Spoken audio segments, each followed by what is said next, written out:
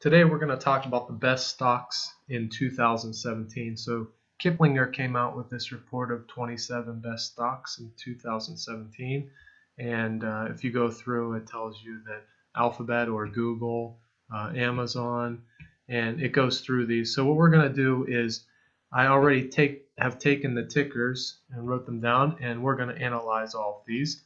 And so I'm just going to copy those tickers, and we're going to analyze them using the Beat the Market Analyzer, the BTMA Stock Analyzer. So we just hit Analyze Stocks, and I'll show you how you can get this to try out for free. So we just paste these in here. You can put a margin of safety if you want, but there's already one built into this.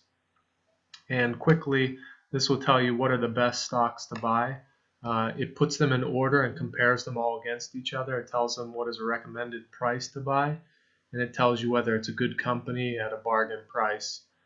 So you can see here that Simon Property Group came up as the #1 choice, and then Signet Jewelers, followed by Starbucks and some other companies below.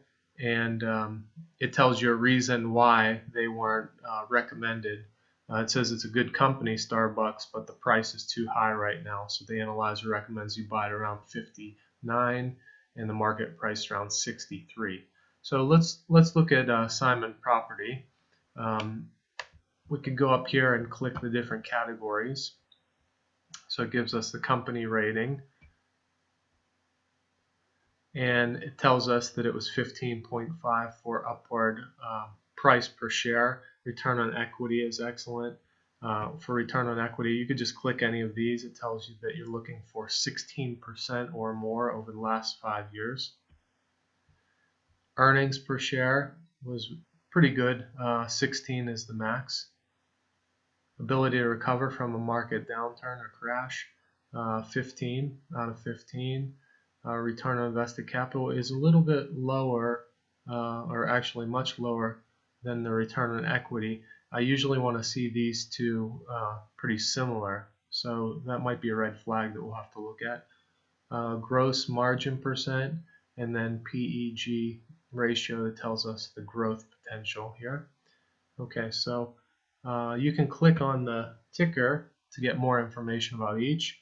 So it goes from the price from 2008 to 2017, and you could see that the price has been climbing consistently. Then in the last year, the price went down, but not very much. Diluted EPS, so the earnings, so also going back 10 years. And what we're looking for here is consistent and upward earnings. So it should be consistent and increasing if possible each year. So we can see here it went down, but this is during the economic crisis, so that's typical for a lot of stocks. Then you can see it started climbing, went up, went down a little bit, went back up, went up, stayed pretty consistent there.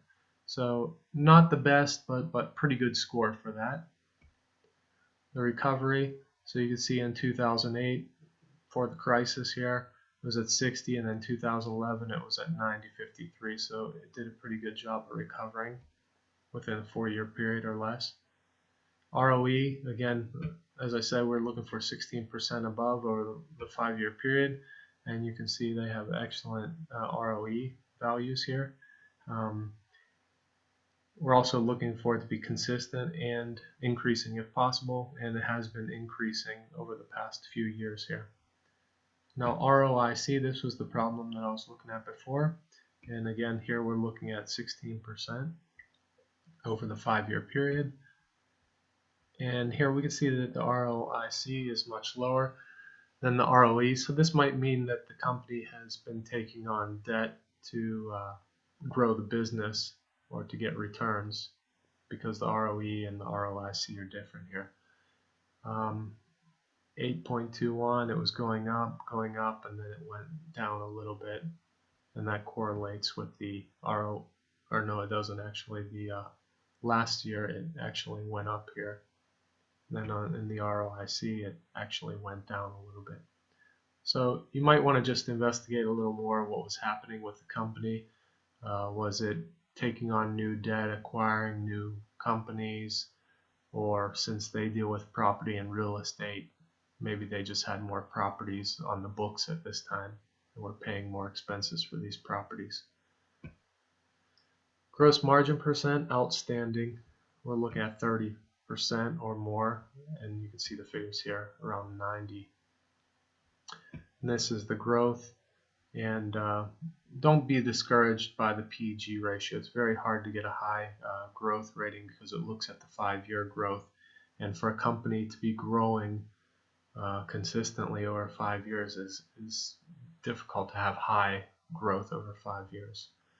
Okay, so overall, Simon Property Group looks pretty good. As I said, just that ROIC and ROE, just see what was happening with that, whether they were taking on debt or not. Stock value. So according to Buffett's valuation comparison, Warren Buffett, it predicts something around 8% growth rate of return that you could see with this company. Intrinsic value is around 124.13. If we click that, we get more information about different models of valuation.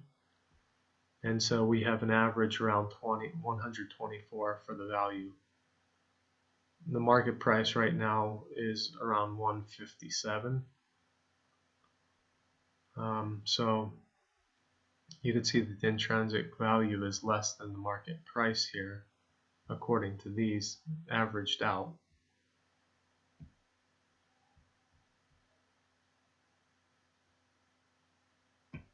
And if we look at the pricing, you see a 52-week low is 152, 52-week high is 229, and then the midpoint is at 190. So it's only around 3% from the 52-week low price right now, because the closing price is at 157 and 52-week low is at 152.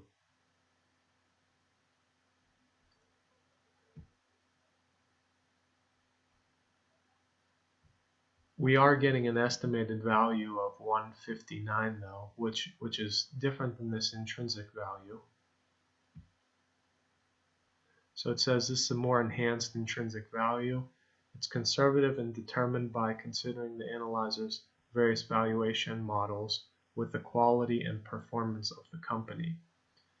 I also want to mention with this intrinsic value, the reason why sometimes you have different values, especially with this residual income intrinsic value, is because if a company has a significant amount of economic goodwill or intangible value, then oftentimes it won't show up in this residual income model valuation. So that's why it might be quite different from these. However, if it was included, then you might see it closer to these prices, which might be the case with Simon Property Group, and why the estimated value here is higher than the intrinsic value. Okay, so going on from pricing, we have miscellaneous fundamentals. Now these are some red flags here. The debt equity is 5.7 for Simon Property Group. And if you click here, it tells us that we're looking for it to be less than 1. So that's a big warning sign. That might discourage me enough from buying this company, just to see that the equity is almost 6 times. The debt is almost 6 times the equity of the company. And yeah, as we said before, that might be the reason why the ROIC was lower, because the company is using a lot of debt, which might be normal in this industry with properties. But why buy a company that has a debt equity ratio of around 6 when there are so many other companies? Look at Signet Jewelers, so many other companies which have much lower debt equity, and they might also be good companies to buy. PE ratio as well is pretty high here, so you want to get the stock probably at a lower price, and the current ratio is over 1. Okay, so overall, this is concerning for me with the miscellaneous fundamentals, these red flags here. And if you do a complete view, you can also download this through Excel. But you can get an idea. All this will be displayed for you, and you can compare all the stocks against each other. And whenever you see any of these red flags, that could discourage you from buying as well. Okay, so the Beat the Market Analyzer is a really good way to save time and find good companies to buy at bargain prices. So I encourage you to check it out, and you can check it out for free. And they also have a very good qualitative analysis checklist, which I don't know of any other stock screener or analyzer that does this. You can, if you figure out that you are interested in buying Simon Property Group, then you click this qualitative analysis checklist, and you can create a new one. And let me just show you what it looks like. They have a video here to show you. Hi, this is Grant with Beat the Market Analyzer. Today I'm going to show you how to use the qualitative analysis. Okay, so basically in this, it'll ask you specific questions about Simon Property Group or whatever stock you're interested in. And at the end of this, the questioning, it'll tell you whether it thinks that this is a good stock for you to buy. Because you should know something about this company that you're buying. You should do a little research on your own so you know what affects this company and if you feel comfortable in buying or not. So that really helps out with doing the qualitative analysis before you buy it. Also with this BTMA Stock Analyzer, you could just click any of these. So for example, if I wanted to analyze the S&P 500, I could just click that and it'll go through, and within a few seconds it analyzes the entire S&P 500 and puts them all in order from best companies to buy to the riskiest at the bottom. So go ahead and check it out, and hope you enjoyed this video. Have a great day.